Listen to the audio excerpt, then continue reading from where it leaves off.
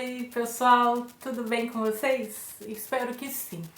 Bom, eu sou a professora Ana Paula Mendorfer e hoje nós temos mais uma aula de seminário em Estética da UAB, onde eu dou aula de filosofia na EAD da UFPEL. Bom, gente, hoje eu vou falar sobre Platão. Bom, o Platão, gente, dos clássicos, assim, né? A gente pode dizer, como vocês já devem saber, que juntamente com Sócrates e Aristóteles, eles são os principais, eles foram marcos na história da filosofia. E não só na história da filosofia, mas nos eixos temáticos também. Tanto que Platão foi o discípulo que mais disseminou as ideias do seu mestre, o Sócrates. Aliás, dizem algumas pessoas, alguns comentadores, que talvez muita coisa que Platão tenha falado, tenha escrito nos seus diálogos, tenha sido ideia sua, mas ele colocou na boca do seu mestre Sócrates. Por que ele fez isso? Não sei dizer para vocês. Talvez por receio, porque apesar dele ter sido aristocrata, de uma família aristocrata rica, ele também poderia ser perseguido, né, na Grécia. Poderia ter acontecido com ele a mesma coisa que aconteceu com seu mestre. Talvez porque ele pensasse que ele não era maduro o suficiente para escrever aquelas ideias e que talvez, né, não fossem levá-lo tão a sério. Muita coisa pode ter acontecido. E como vocês sabem também, muitos dos seus escritos, assim como o de Aristóteles, no caso, reformulando, que Platão escreveu, que segundo ele, muitos diálogos têm como protagonista o Sócrates, entre outros estadistas, né, vamos dizer assim, e outros sábios. E muito do que o Aristóteles escreveu, estou dizendo isso, estou reforçando isso, por quê? Porque vocês sabem que Sócrates não deixou nada escrito. E muita coisa que Aristóteles escreveu se encontrou na Idade Média e não na sua totalidade. Bom, gente, o Platão, o foco do Platão, como vocês devem saber, é a Alegoria da Caverna. E a Alegoria da Caverna foi um marco na filosofia em todos os sentidos, porque a gente pode trabalhar com a Alegoria da Caverna tanto sob o ponto de vista político, epistemológico, quanto estético também. Por quê, professora? Bom, até então, os filósofos se importavam com o cosmos, com a ordem das coisas, com a ordem do mundo. Os pré-socráticos basicamente queriam saber qual a substância, a arquê, o princípio de tudo. Vocês sabiam disso, né? Isso eu não estou falando nenhuma novidade. E eles encontraram isso tanto em coisas físicas, quanto na água, por exemplo, como em questões metafísicas, como no apeiron. Ok. Mas antes de tudo isso, tudo era explicado por mitos. E os mitos tinham toda aquela questão religiosa envolvida, que vocês já sabem. E nesse sentido, gente, o povo mesmo, eles ficavam, no início, né, muito mais vinculados aos mitos. Os pré-socráticos, as suas ideias, os seus avanços, meio que não foi assim de uma hora para outra que eles conseguiram imprimir uma ideia nova na cabeça das pessoas, certo? Aí aos poucos veio Sócrates. E como vocês sabem, o julgamento de Sócrates, o fato dele ter sido, no caso, acusado de corromper os jovens, de não acreditar nos deuses da cidade, de ter toda aquela questão religiosa diferenciada, que eu não sei se vocês se lembram, mas ele falava de uma espécie de intuição que a gente pode chamar, que é chamado de demiurgo, que o demiurgo falava para ele, coisa e tal. Tudo isso, como eu disse antes, tudo isso falado pela boca de muitos dos seus discípulos, principalmente o Platão. Então, mas ele, gente, dizer para as pessoas que as pessoas não tinham que aturar o que estavam aturando, politicamente falando, por exemplo, ele dizer que as pessoas tinham que buscar os seus direitos, os seus deveres, que onde já se viu, quem tinha que governar tinha que saber bem o que estava, né, acontecendo, que compreender, ter um entendimento do coletivo. Eu estou batendo nessa tecla desde a primeira aula para reforçar bem, tá? Então, depois desse julgamento, que na realidade para o Platão foi uma grande mentira, porque quem eram os juízes, quem eram os julgadores de Sócrates? Pessoas, homens gregos cidadãos, homens cidadãos gregos ricos, certo? Que obtinham dinheiro, que só queriam ter o dinheiro para si e governavam para si próprios e suas famílias. E não queriam que uma pessoa, um filósofo do calibre de Sócrates e dos outros que vieram depois, ficassem colocando caraminholas na cabeça das pessoas em geral, principalmente dos jovens. Para quê? Para que não houvesse mudança. Alguma semelhança com a nossa atualidade? Quase nenhuma, né? Mas não vou falar da nossa atualidade. Enfim, voltando aqui.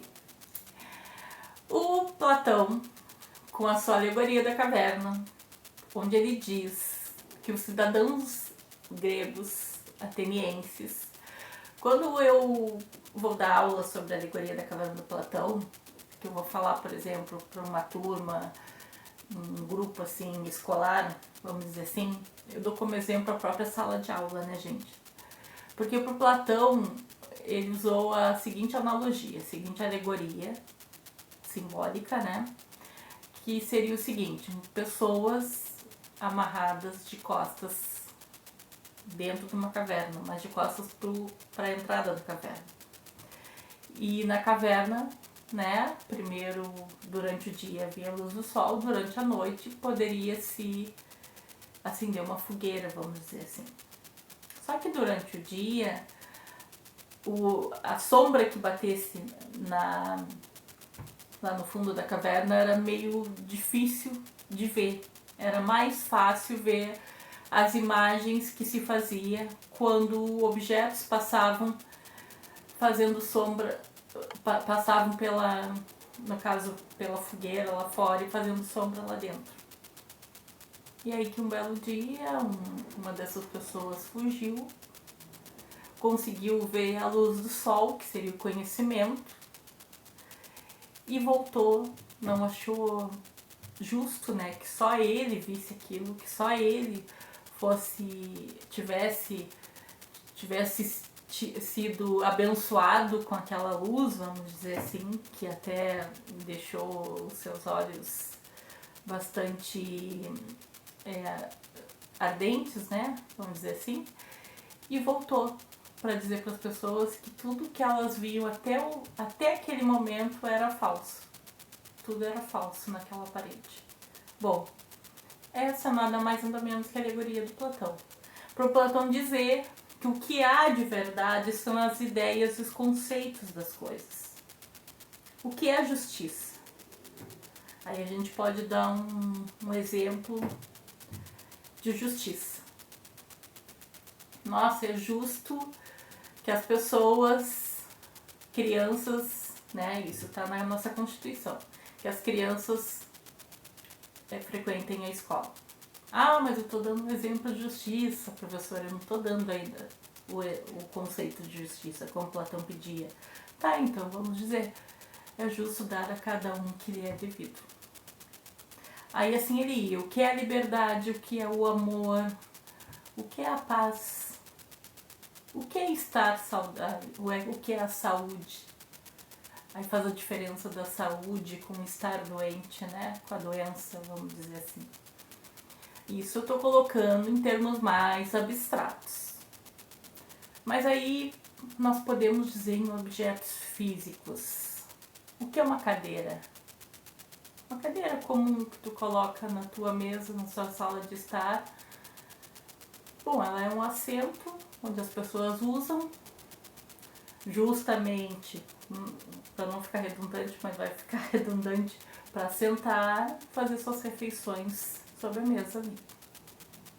Tranquilo. Ou para realizar outras tarefas sobre a mesa. O que é um quadro no colégio? Ou uma lousa, né? Ela serve para que os professores coloquem as suas matérias, para que os alunos copiem, reflitam, discutam, interpretem e assim por diante. Por que eu tô falando todos esses exemplos e meio aleatórios? Para dizer para vocês que pro Platão, de grosso modo falando, a ideia, o conceito das coisas é o que havia de perfeição. E o que nós temos aqui no nosso mundo cotidiano, nossa vida, são cópias dessa perfeição. Então, por exemplo, para o Platão, ele dizia que havia um projeto de cadeira, certo? E nesse projeto de cadeira, esse projeto ele não poderia ter falhas, vamos dizer assim. Uma cadeira perfeita. É como se tivesse desenhado um projeto num papel. Sei lá, um grande arquiteto desenhou uma cadeira no papel. Mas essa cadeira tem que ser multiplicada por muitas cadeiras para que sejam vendidas. E aí, quando elas começam a ser multiplicadas e feitas em grandes quantidades, aí começa a ver a imperfeição. Começa a ver os defeitos nas cadeiras.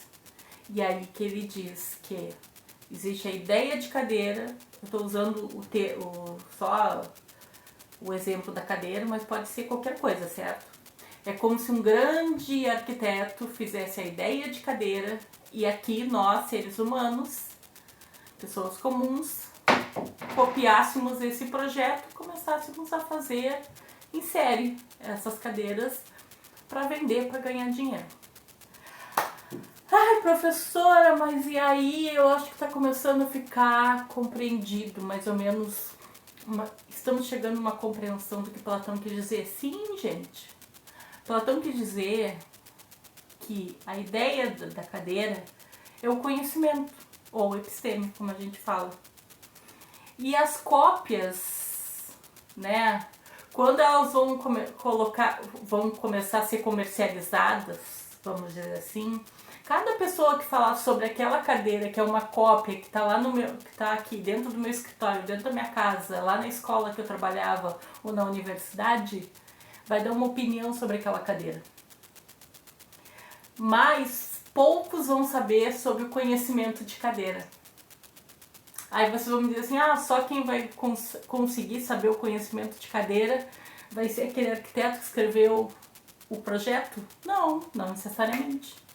Mas pessoas que se aventurarem a estudar sobre o que são cadeiras, quais suas funções, quais suas utilidades. E não simplesmente pessoas que tomam a cadeira como algo banal. Onde estava a alegoria da caverna? No livro 7 da República de Platão. E aí, gente, aqui ele fala daquilo que é verdadeiro e daquilo que é falso. Aquilo que é verdadeiro é o ser.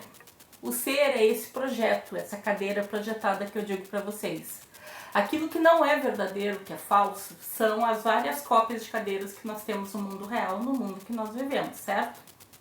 Só que eu não vou continuar falando sobre verdadeiro e falso para vocês, porque isso entra lá no Aristóteles, que é a nossa próxima aula. Então, eu vou falar para vocês sobre o que Platão pensava sobre o belo. E aí, tem uma coisa bem interessante aqui, que ele escrevia sobre os artistas, tá? Primeiro, para eles, os artistas deveriam ser vigiados e não só imitar vestígios do belo e do perfeito, para que as pessoas fossem desde cedo educadas para serem boas cidadãs e cidadãos e amantes das virtudes.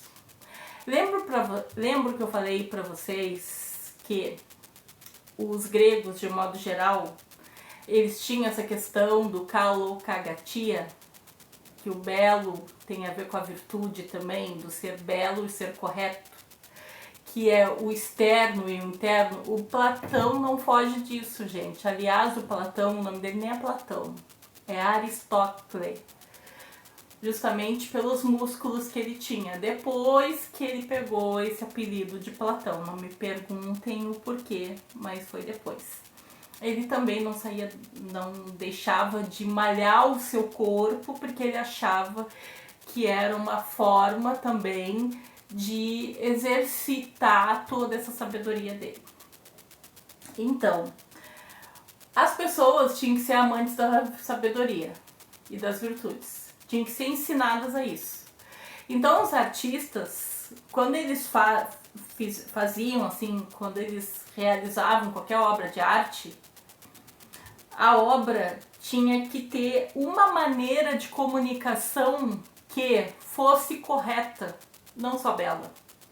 Embora a questão do belo, né, também de uns tempos para cá, tenha sido colocado como algo subjetivo, certo?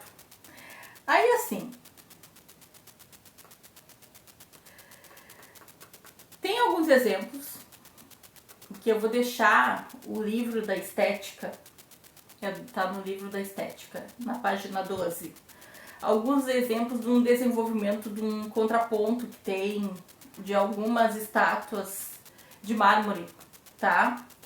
Então, por exemplo, tem uma estátua que é Efebo de Critius, em mármore, que é colocada como se fosse um atleta, tá? E o outro é Doriforo, que também de Policreto, que é uma cópia de uma original grega, em mármore também. Uma delas, o atleta, ele não tá completo, os seus membros, ele tá desmembrado, e a outra, ela é completa. Ou seja, se coloca uma perfeita uma perfeita e ao lado uma imperfeita, certo? Aí o que o Platão diz?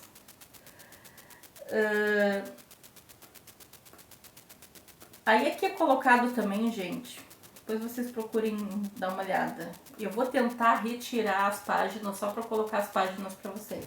A nova articulação do corpo revelado no Efebo, né? Ela iria alcançar o seu desenvolvimento completo em meio século, no estilo clássico, na época do Péricles, que é no helenismo, ou seja, mais assim, para uma época em que as coisas já estavam mudando na Grécia Antiga e que já estava começando a haver aquela fusão com Roma, certo? Então, há uma passagem muito famosa na República que Platão escreve, ó: devemos vigiar os outros artistas e impedi-los de introduzir na sua obra o vício, a licença, a baixeza, o indecoro, quer na pintura de seres vivos, quer nos edifícios, quer em outras obras de arte. Devemos procurar aqueles dentre os artistas cuja boa natureza, né, no caso, habilitou a seguir os vestígios da natureza do belo e do perfeito,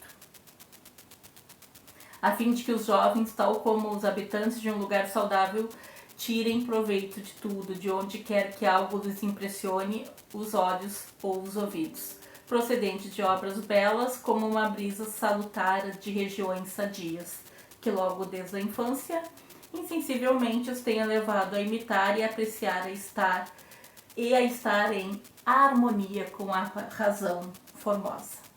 Então, quer dizer, para o Platão, o belo, o perfeito está nas ideias, que aí remonta lá na teoria das ideias, na alegoria da caverna, como eu comentei com vocês, certo?